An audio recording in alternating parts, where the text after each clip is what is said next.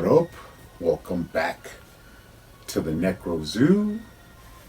It is me, Bones, and today we will be adding one more figure to my McFarlane DC Multiverse collection. Now this time it will be the recently released Dr.Fate from Injustice 2 figure. Kind of really excited about this one. Have watched a couple of reviews, but now it's time for me to take a look at it. Now, of course, this comes after a couple of releases from the Injustice 2 line. You have the Gorilla Grodd, the Flash,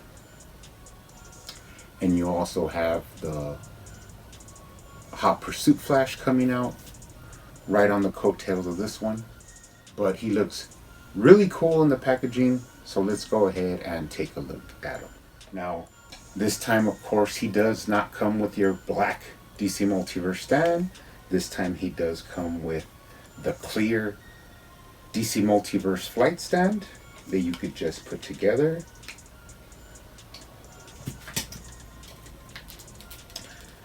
Pretty cool. I actually have a lot of these built up since I don't really display my figures in a flight stand, but sometimes I do, so pretty nice little accessory there. He also comes with his data file card. You have an image there on the front of the actual figure, and on the back you do have some information. Surprisingly enough, I did watch a review, and one guy said he actually likes the pictures of the figures because that lets him see what's inside the box that he's going to be buying instead of the comic book art. Interesting take on it, but of course I prefer the comic book art. Add that to the collection. Now let's go ahead and take a look at them. Starting off with that classic Dr.Fate helmet. Looks pretty good. More simple, clean version. Really looks good actually though. Now, I did hear a couple of complaints about the head doesn't have a lot of articulation, but that is mostly due to the fact that the helmet hits the back of his neck where it's kind of hard to get him to look up. But all in all, it's a really nice helmet design. You can look from side to side and you can look down very well. Moving down into the chest plate, he has that pretty cool Egyptian glyph on his chest. I think it's called the Om or something like that. But all in all, the design is really cool. I mean, he has that chest plate sitting on top of a pretty cool abdomen section that has a lot of sculpt in it. A lot of sculpt and texture, a lot of detail. Pretty cool little side pad here that's like in a brighter blue compared to the rest of the figure. Moving down to the belt, he has that awesome scarab with wings on his belt. Moving down the sash, he has that pretty cool tunic in the front. Really nice work this time by McFarlane. Let's go ahead and look at the arms real quick. He does have a butterfly shoulder joint. Now the shoulder guards or shoulder pads actually move when you move the figure. They could either slide underneath the cape, or you can lift them and slide over the cape to get like a higher lift. So that's pretty cool design from the guys there at McFarlane. Moving down, like I said, more texture work in the arms. He does have double jointed elbows that are really smooth. And then he has some beautifully sculpted gauntlets in a really nice shiny yellow gold. Nice looking design there. Now we do run into a little bit of trouble here because I've been hearing a lot of complaints about that ball joint again for the wrist.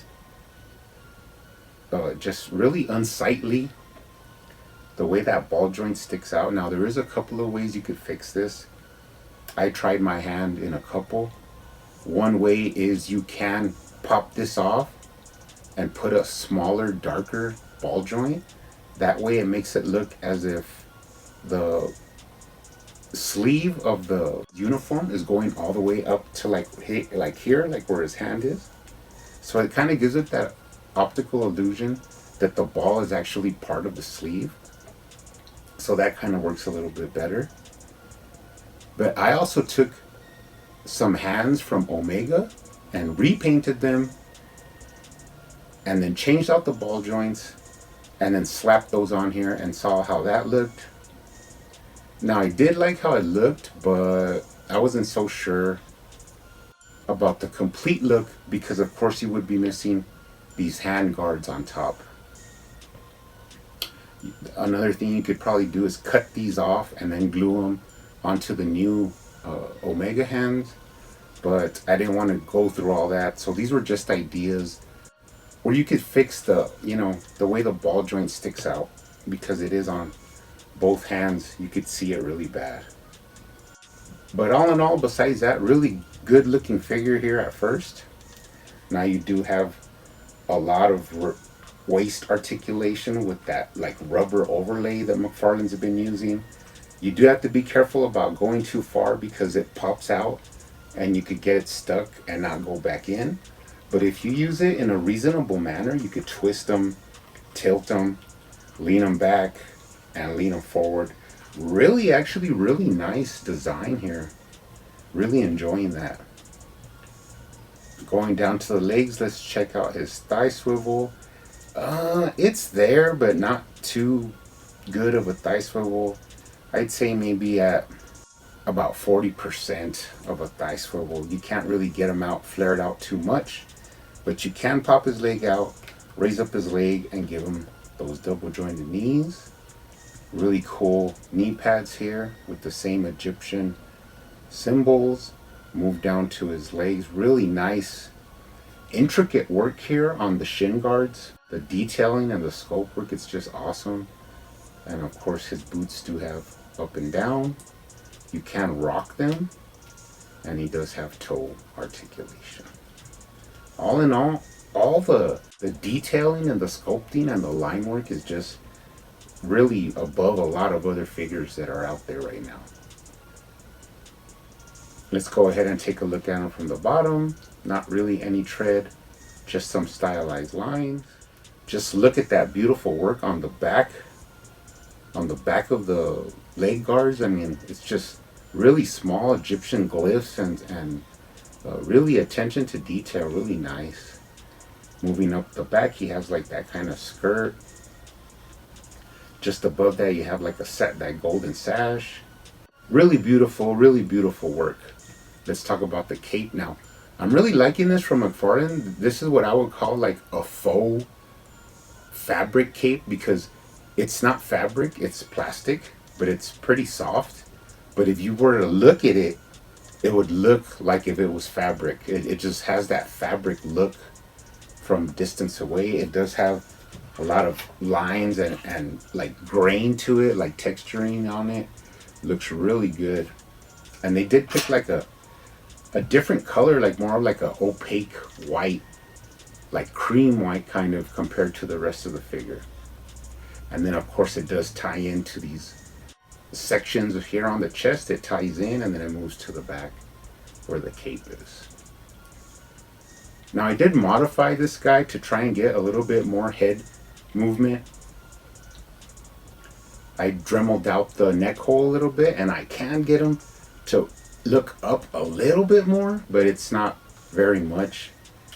But like I said before, it was good the way it was. With a little bit more that he looks up, he's just fine. Now of course Dr. Fate, although not like a top tier character, he is pretty well known. He has been in the comics for a long time. Many different versions of Dr. Fate. You even have females and many different guys that have been Dr. Fate. So really interesting background and history if you ever look into it. Now I also wanted to compare the helmet to the helmet from the Wonder Woman from The Last Night on Earth. Putting them next to each other, you can see that there's a lot of difference there. In the design of the helmet, But both of them are pretty good looking representations of Dr. Fate. So that's pretty nice. Now, like I said before, you can put them on the flight stand if that's how you would like to display him. I'm not a big flight stand guy, so I don't usually uh, utilize them, but to each his own. You could display them like that if you'd like. Now, of course, another complaint that I heard a lot: no magical effects. But we do have many older effects. I have this one. I'm not sure where it's from, but it can kind of like fit on his fist. You give him a little bit of effect there of magic.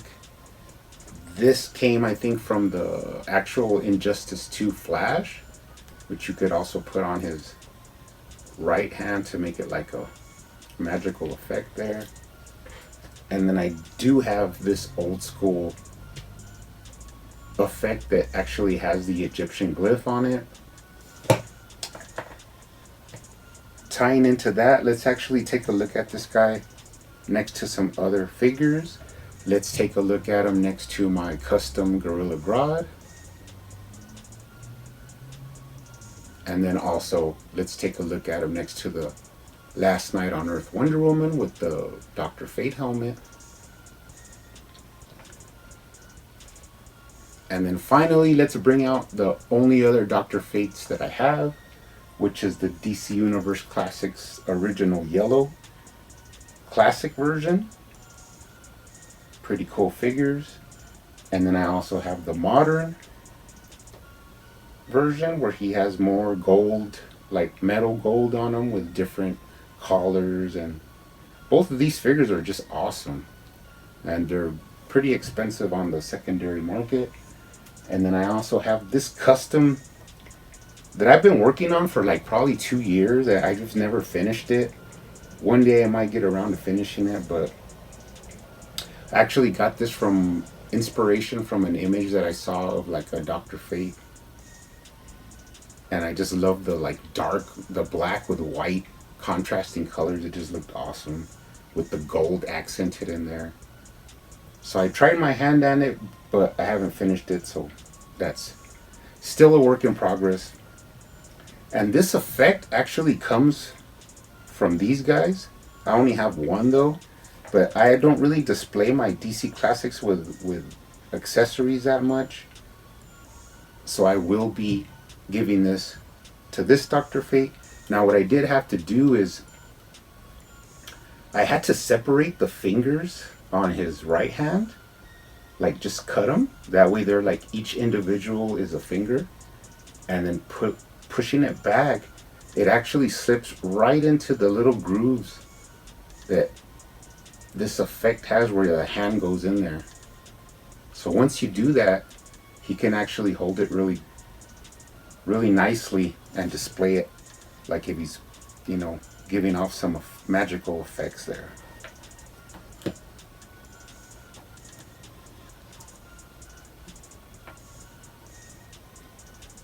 Now, I'm really happy with this guy. He's a beautiful, beautiful figure. There's not too many Dr. Fate figures out there. But aside from the wrist ball issues, which, aren't always expected from McFarlane, but that there is that issue that comes up sometimes. Like I said before, there is some ways where you could fix it. I might leave them like this, but if I buy another one, I might end up just doing a complete custom and changing out the hands and everything, because like I said, I did start painting these alternate hands for him. This hand from Omega has more like of a open magical hand, kind of looking a little bit like he's doing a spell, and then I have a right-handed fist there. But we'll see how it goes. I'm not too worried about it. Like I said before, a beautiful figure, beautifully sculpted. Great articulation around the waist area. Just the head and the wrist ball joints are probably the only things that are, keeping it from being a 10 out of 10 figure. But really happy to add this guy to my display shelf. You guys keep hunting out there. keep collecting, keep customizing, and I will see you on the next one.